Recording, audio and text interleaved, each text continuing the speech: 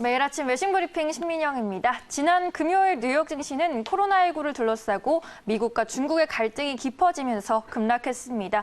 우리 증시가 쉬어가는 동안 글로벌 시장에서는 다양한 이슈가 나왔는데요. 이에 대해 외신들은 어떻게 보도했는지 짚어보도록 하겠습니다. 먼저 마켓워치의 기사부터 함께 보시죠. 지난 금요일 다우지수가 600포인트 넘게 떨어졌고 이는 중국과 미국의 충돌 신호와 아마존과 애플에서 나온 hazy outlooks, 모호한 전망 때문이었다라고 전했습니다. 미중 갈등 2라운드가 시작됐다는 우려감이 시장을 크게 짓눌렀는데요. 자세한 내용 열어보겠습니다. 코로나19에 대한 책임 공방이 재차 불거지면서 미국과 중국이 또 무역 전쟁을 시작할 것이라는 우려가 급부상했습니다. 트럼프 대통령은 코로나19 책임을 묻는 차원에서 중국에 1조 달러 상당의 추가 관세를 물릴 수 있다고 경고했고요. 레리 커들로 백악관 국가경제위원장도 중국이 책임을 지게 될 것이다 라면서 코로나19 사태에 대한 책임을 촉구하는 발언을 강하게 던졌습니다. 미국의 이러한 중국에 대한 도발은 심각한 중장기적인 시장의 지뢰로 작용할 수 있다는 분석이 나오고 있습니다.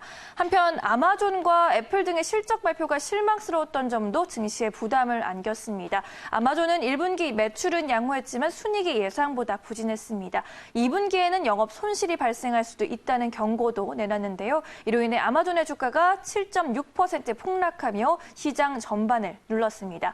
이 애플도 코로나19 불확실성으로 인해서 올해 2분기 실적 전망을 제시하지 못했습니다. 애플이 가이던스를 내놓지 못한 것은 지난 2003년 이후로 처음이었고요. 이로 인해 애플의 주가도 약 1.6% 하락하며 마감했습니다. 이어서 CNN의 기사로 넘어가 보겠습니다. 트럼프 대통령은 건강 이상설이 돌았던 김정은 북한 국무위원장의 건재가 확인된 데 대해서 건강하게 돌아와서 기쁘다고 전했습니다. 트위터에 글을 올리면서 나는 그가 돌아온 것 그리고 건강한 것을 보게 돼서 기쁘다라고 직접 환영의 뜻을 밝혔는데요. 기사 내용 좀 더 살펴보겠습니다.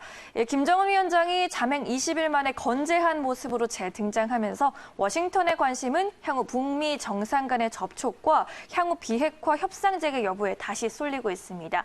이러한 기조 속에서 나온 트럼프 대통령의 메시지에 김 위원장이 화답할 경우 조만간 두 정상이 친서 외교를 다시 이어갈 가능성도 조심스럽게 제기되고 있는데요. 다만 바로 북미 관계의 진전이나 비핵화 협상으로 이어질 가능성은 높지 않습니다.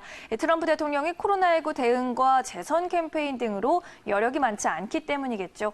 때문에 언론에서는 김정은의 재등장이 비핵화 대화의 다이내믹을 크게 흔들지는 않을 것이다라는 의견이 지배적입니다.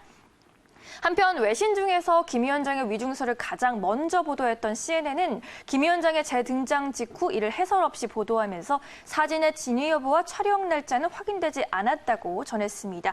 이후 사진이 조작되지 않았다는 사실이 확인되자 이를 해명하든 북한에는 언론의 자유가 없고 리더십 관련 정보는 종종 블랙홀이 된다라고 전했습니다. 유가 관련 소식도 체크해보겠습니다. 국제유가는 다시금 강세를 보였습니다. 지난 금요일 WTI는 배럴당 5% 급등하면서 장을 마감했습니다. 파이낸셜 타임즈는 지난 일주일간 국제유가가 배럴당 $5 안팎으로 올랐다면서 석유 시장이 변곡점에 접어들 것으로 평가했습니다. 공급 감소와 수요 증가가 동시에 진행되고 있기 때문인데요. 자세한 내용 들어가 보죠. 우선 공급은 감소세가 두드러지고 있습니다. 오펙과 러시아 등이 합의한 하루 970만 배럴 감산이 지난 1일부터 발효가 됐고요. 미국과 노르웨이 등의 감산도 이뤄지고 있습니다. 노르웨이는 자체 감산을 선언했고 미국과 캐나다, 멕시코 등 북미 지역 석유 생산도 줄어들고 있습니다.